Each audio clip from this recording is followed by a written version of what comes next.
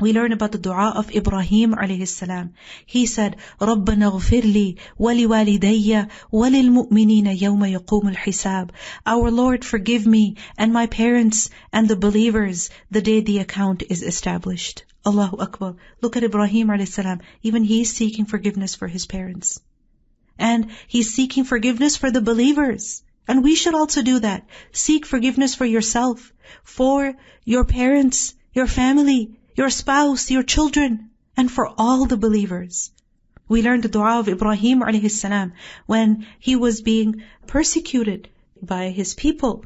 Those who believed along with him, they made this dua, رَبَّنَا لَا تَجْعَلْنَا فِتْنَةً لِلَّذِينَ كَفَرُوا وَاغْفِرْ لَنَا رَبَّنَا إِنَّكَ أَنْتَ الْعَزِيزُ الْحَكِيمُ. Our Lord, make us not objects of torment for the disbelievers, and forgive us. Our Lord, indeed it is you who is the exalted in might, the wise. Sometimes it happens that a believer becomes a fitna for those who disbelieve, meaning a trial, or a source of punishment, or an object of torment, that a believer suffers at the hand of a disbeliever, where a disbeliever tortures and persecutes the believers. And we witness this in the world, where so many Muslims are suffering at the hands of those who do not believe. They're torturing our brothers and sisters, persecuting them in unimaginable ways. So we make this dua, رَبَّنَا لَا تَجْعَلْنَا فِتْنَةً لِلَّذِينَ كَفَرُوا.